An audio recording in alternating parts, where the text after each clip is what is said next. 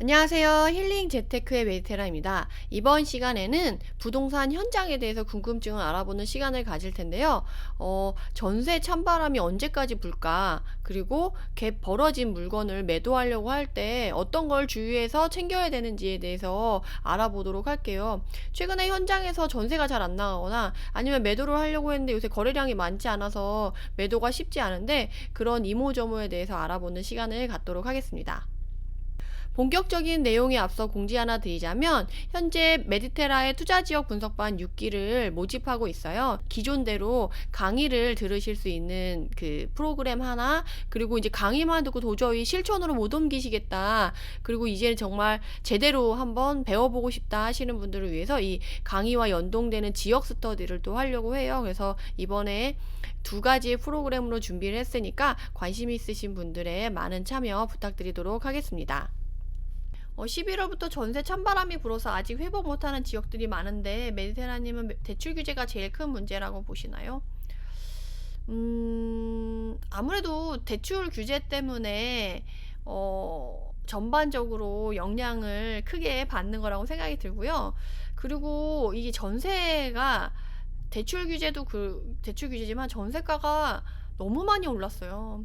2020년 그 임대차 3법 이후에 전세가 상승률이 거의 6개월 만에 12%까지, 한 9%에서 12%까지 그러니까 상위권을 차지한 지역들의 전세 상승률이 그 정도 되거든요. 근데 2021년도, 그러니까 2020년이 임대차 3법이 시행된 거고 2021년도에는 거의 17%, 15% 전후로 전세가가 상승이 되거든요.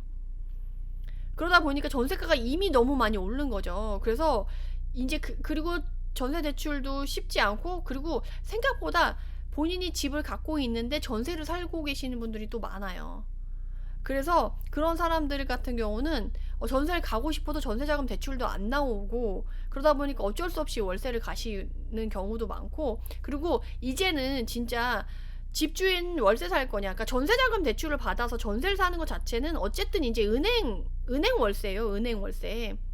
집주인 월세 살 거냐, 은행 월세 살 거냐, 이제 두 가지의 기로에 놓인 거거든요. 이제 전세제도라는 것 자체가 되게 옛날에 비해서 그 역할의 기능이 좀 떨어졌다라고 볼 수가 있을 것 같아요. 그래서 어떻게 보면 전세도 이제 은행 월세인 것처럼 사람들이 인식이 되는 거죠. 그렇게 봤을 때 은행 월세 같은 경우는 나라에서 공제도 안 해주죠. 그리고 지원도 안 해주죠. 그리고 혜택들이 많지 않고, 그 원리금 균등 상환도 막 말이 나오고 있기 때문에 그런 것도 두렵고, 이제 상승분만 해주겠다. 그래서 추가로 더 받고 싶어도 받지 못하는 사람들도 있거든요. 그래서 제약이 크고 금액이 크다 보니까 이제는 은행 월세가 상대적으로 메리트가 떨어지고, 이제 집주인 월세가 훨씬 메리트가 있어진 거예요. 그래서 집주인 월세라고 하면 진짜 우리가 알고 있던 뭐 1000에 얼마, 뭐 2000에 얼마, 1억에 뭐 120, 뭐 이런 식으로 집주인 월세를 가는 게 나라에서 공제도 해주고 지원도 해주고, 그리고 오히려 어떻게 보면 월세가 더 금액적으로 더 쌀 수도 있는 상황이 앞으로 벌어질 수도 있거든요. 그러다 보니까 지금 똑같이 전세가 한두 개밖에 안 나와 있고 월세도 없는 지역인데도 다들 월세만 찾지 전세는 잘 안 찾는 분위기. 그래서 전세가 찬바람이 불고 있거든요. 그래서 그럼에도 불구하고 지금 제 생각에는 마냥 이게 지속되기는 사실 쉽지 않거든요. 그래서 이제 월세 매물도 이제 없고, 그렇다고 한다면 뭐 울며 겨자 먹기로 뭐 전세를 찾아가야죠. 그렇다고 아니면 뭐 집이 당장 없다고 하면 다른 지역으로 가서라도 가야 되기 때문에, 그리고 제가 봤을 때 최근에 전세가 찬바람이 많이 불었었는데 이제 막 한두 개씩 다시 거래가 되는 분위기로 조금 바뀌고 있는 지역들이 꽤 있거든요. 그래서 한 11월달, 10월, 11월, 12월에 좀 찬바람이 많이 불었었는데 12월 말부터 조금 다시 살아나는 지역들이 좀 있더라고요. 그래서 한 개, 두 개밖에 없는데도 안 나가고 막 계속 밀렸던 애들이 하나, 두 개 거래되고 오히려 가격이 조금 이제 회복되는 지역들이 있으니까 아마 봄 되면 조금 괜찮아지지 않을까 싶어요. 그리고 내년 8월에는 어쨌든 이제 2+2가 끝나가지고 이제 그 약간 갱신청구권의 족쇄가 확 풀리는 시즌이어가지고 오히려 상승분이 더 크지 않을까 싶긴 하거든요. 그래서 전세 찬바람은 조금 봄이 되면 겨울이 가고 봄이 되면 같이 조금 좋아지지 않을까, 저는 그렇게 생각을 하고 있어요. 그래서 어쨌든 대출 규제가 제일 큰 문제긴 하죠, 전세 찬바람에 있어서는. 그동안 연락 없던 춘천 오늘 집 보겠다고 연락 왔는데 세입자가 자기한테 말도 없이 집 내놨다고 안 보여준다고 해서 한참 실갱이 하셨다고. 이런 춘천이 요새 조금 분위기가 좋긴 하더라고요. 다시 이게 한참 좋았다가 또 잠깐 안 좋았다가 또 막 좋아지는데, 춘천이 약간 특성이에요. 춘천이 이게 분위기가 확 이렇게 조금 되더라고요, 춘천도. 근데 확 되더라도 이게 좋아지는 건 되게 스무스하게 천천히 좋아지더라고요. 나빠지는 건 갑자기 확 안 좋아지고, 춘천은 약간 그런 특성이 있긴 하더라고요. 그래서 이런 문제는, 그래서 질문에 대해서 답을 드리면, 춘천 얘기하다가 답변을 못 드렸는데, 그래서 저도 항상 세입자분들이 혹시나 맘 상하시지 않게 먼저 좀 고민을 많이 하는데, 그래서 저도 그러니까 요새는 좀 부동산에서도 먼저 얘기하는 편이에요. 집 내놓기 전에 집주인분이 꼭 세입자분한테 전화하셔가지고 자초지종을 설명해야지 나중에 문제가 안 생긴다라고 부동산에서도 많이 얘기를 하시거든요. 그래서 저도 그렇게 생각해서 부동산을 내놓기 전에 항상 미리 전화를 해서 집을 내놓을 것 같다, 그래서 집을 좀 잘 보여주시라고 말씀드리고, 너무 귀찮게 안 해드리게 부동산도 너무 많이 안 내놓고 꼭 집 보시겠다, 거래하시겠다 하시는 분들만 보게끔 해달라고 제가 말 잘 드려놓겠다고 하면서 조금 이런 식으로 말씀을 드리는 편이에요. 그래서 가격이 올라서 좋은데 갭이 커질수록 매도가 어려워서 힘든 것 같아요. 그래서 결국에는 이런 경우는 갭이 커졌으면은 다음에 이제 갱신청구권 안 쓰고 갭을 맞출 수 있는 시기에 팔 거를 생각해서 자금 운용을 하시거나 매도 타이밍을 잡는 것도 나쁘지 않은 것 같아요. 그래서 지금 만약에 갭을 줄여서 하고 싶다 그러면 가격은 올랐는데 전세가에 맞춰서 그러면 가격을 낮춰서 수익을 덜 보고 파는 수밖에 없거든요. 그러면 너무 아깝잖아요. 그래서 차라리 계획 자체를 매수할 때 매도 계획을 그렇게 잡으시고 하시는 게, 자금 운용을 하시는 게 차라리 낫지 않나 싶어요.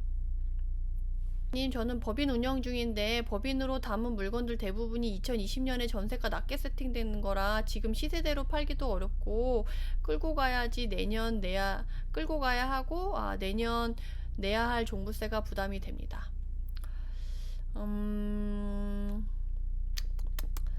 근데 법인으로 담은 물건이 전세가가 낮게 세팅이 됐잖아요. 그래서 지금 사실 법인이 갖고 있는 물건이고, 다음에 이제 이게 실거주자한테 팔 수가 없으니까, 전세자가 살고 있으니까 실거주자한테 팔지 못하고 투자자한테 팔려고 하면 투자자한테는 또 이 갭이 적어야지만 매력도가 있고 사주기 때문에 정말 팔기가 어려운 상황이네요. 그래서 그런 것들을 미리 좀 대비해서 조금 맞춰놨어야지 싶은데, 그러니까 제가 그 투자지역 분석반에서도 항상 말씀을 드릴 때, 그러니까 본인의 투자 전략을 가지고 들어가야 되거든요. 그리고 내가 매수를 할 때 매도를 언제 할 거고 어떤 방식으로 매도를 할 건지를 미리 계획하고 들어가야지만 이런 난처한 상황에 처하지 않거든요. 그래서 사는 거에만 급급해 하지 마시고, 운영을 하면서 매도를 할 때 내가 매도 타이밍과 매도 전략을 내가 실거주자한테 팔 건지 투자자한테 팔 건지, 그러면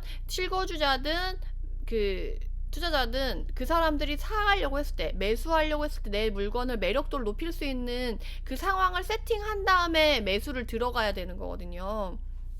그리고 이제 한 바퀴 돌렸을 때, 두 바퀴 돌렸을 때 이제 갱신 청구권 때문에 조금 어려워지긴 했는데, 그럼에도 불구하고 제 물건들의 대부분은 지금 거의가 매매가보다 전세가가 이렇게 올라가 있어요. 그래서 투자금을 다 회수하고 나머지는 그냥 거의 무피 세팅처럼 돼 있어서 이제 수익을 계속 가져가는 구조라서 크게 부담은 없거든요. 근데 만약 그렇지 못하다고 한다고 하면